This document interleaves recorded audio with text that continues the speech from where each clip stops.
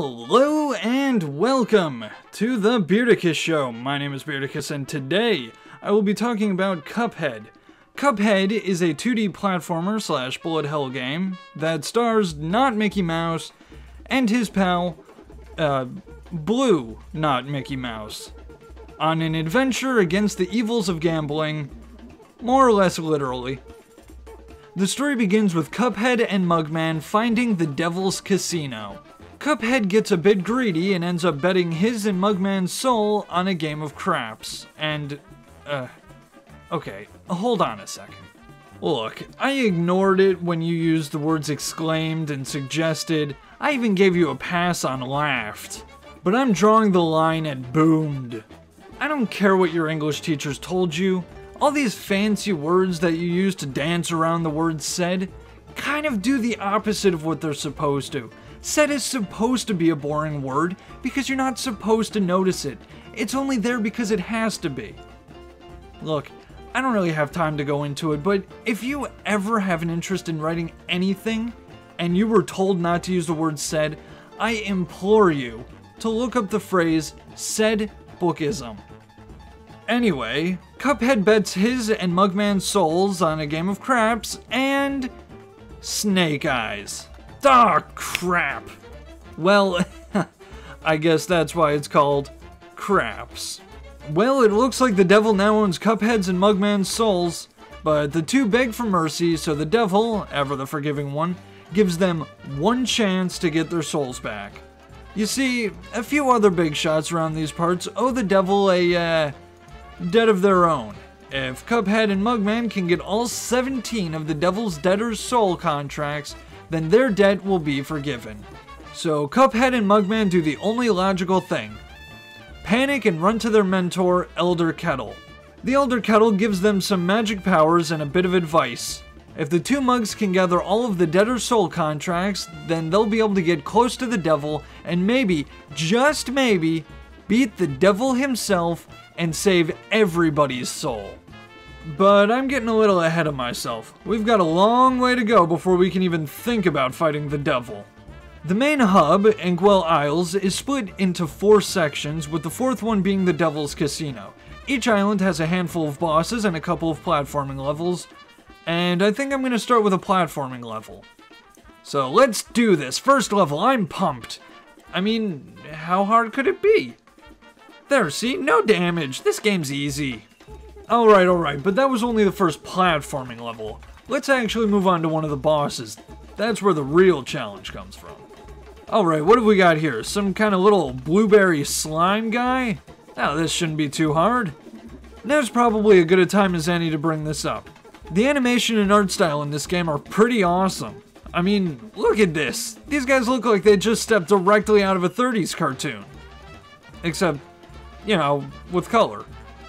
Although there is an unlockable black and white mode, but it's, pretty difficult to unlock. See, that boss wasn't so tough. He's already dead. Wait a second. Oh goodness, I'm fighting the tombstone? What?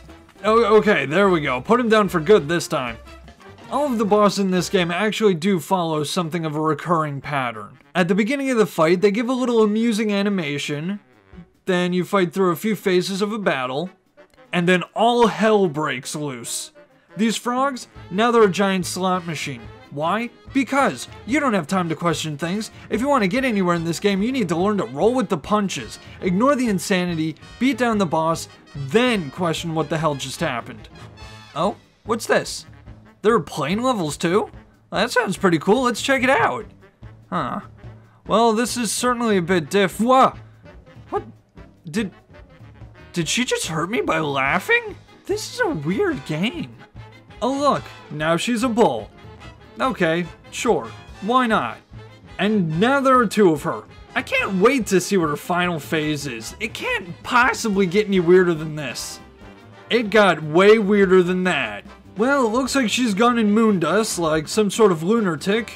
Well, Cuphead, you're in luck, my friend, because if I've learned anything from card games, it's how to shoot the moon.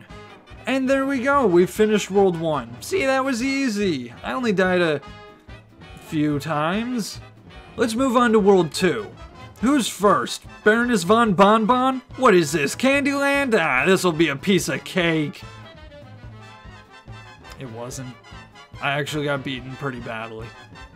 But to make a bitter loss a little bit sweeter, after every time you lose a boss fight, you're shown this screen, and I kind of love this screen. You get the boss over here taunting you with different taunts for each phase of the fight.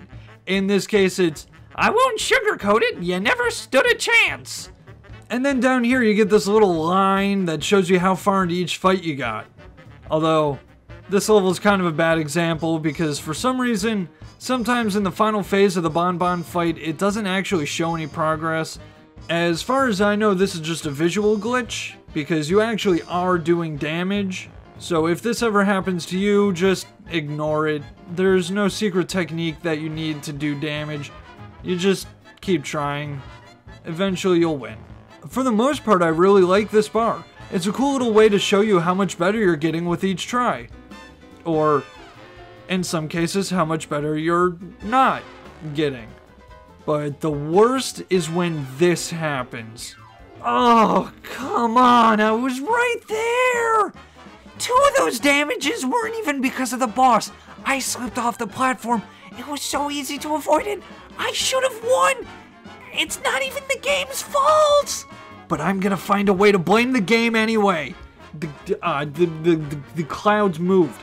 I was on, and it glitched, and I was on it, and then I was under it, and it stopped. It wasn't a platform. Yep.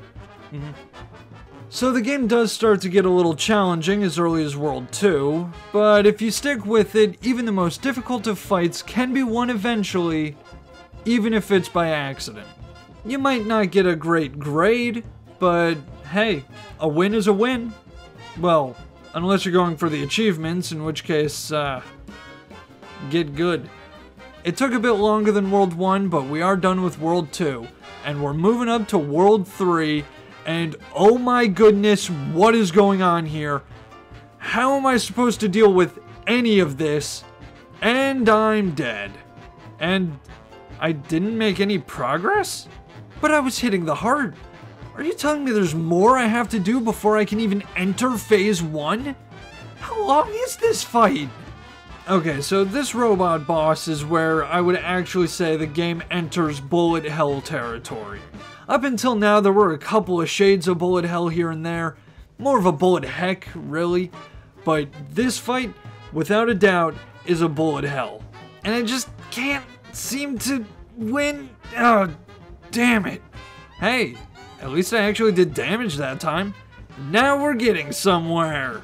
Okay, finally, yes, the final phase. Oh my god, how even? Shoot. Okay, this is the time. No, it's not. This is the time. By which I meant the time after that time, which is this time. I wasn't counting that time, I meant this time. Yes! There it is! We did it! I told you this was the time! Well, I guess it just goes to show it's true what they say. Practice makes adequate. Because I did not get a good grade on that fight. I just barely scraped by. It was more luck than anything else, really. And here we are, at long last. We've made it to Inkwell Hell and the Devil's Casino. Okay, the moment to decide. Do we give the devil the souls, or do we fight him? Well, I like to think we're good people, so I guess we should do the moral thing. Which, in this case, I guess we made a deal, so the moral thing to do would be to follow through on that deal and give the devil the souls. Although, on the other hand, if we do that, then we'll be ignoring Elder Kettle, and that would be disrespecting our elders, which is also an immoral thing to do.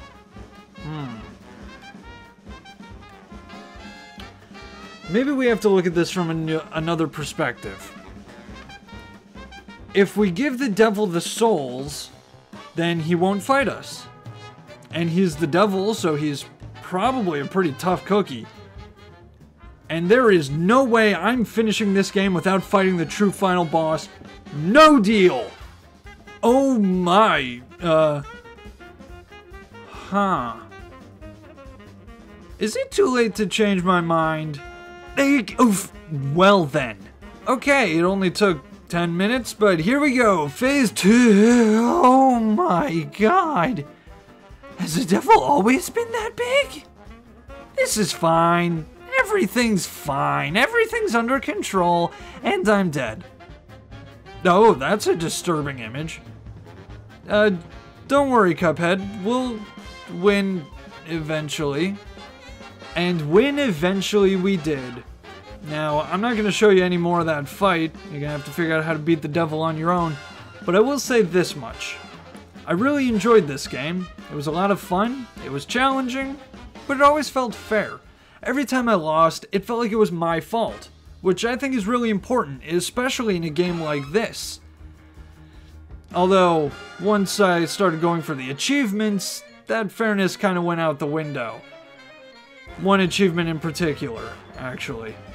It's a hidden achievement, so I won't give anything away, but it has to do with the plane levels, and it takes forever. And it was the only point in the entire game that I wasn't having fun. And I played on Expert! Otherwise, the only part of the game that I didn't like is that it was kind of short. My playthrough was only 5.5 hours, although getting the achievements did bump that up to a respectable 20 hours. But there wasn't as much content as I would have liked in the game. However, I kind of feel like I'd say that no matter how much content was in the game. So in a way, that's actually kind of a good thing for the game. I mean, I guess if everything has to end eventually, and I guess you always want to leave them wanting more, right? Well, they certainly did that. And then abruptly transition to the outro screen. Hey everybody, if you liked that video, don't forget to let me know by hitting the like button or leaving a comment below. And don't forget to subscribe if you want to be notified when my next video is up. My name is Beardicus and this has been the Beardicus Show. Thanks for watching and goodbye. Boy, that was a creative outro, huh? Pat yourself on the back, Beardicus. Okay, you don't have to be sarcastic with me. Yes, I do. That's the only way you'll learn.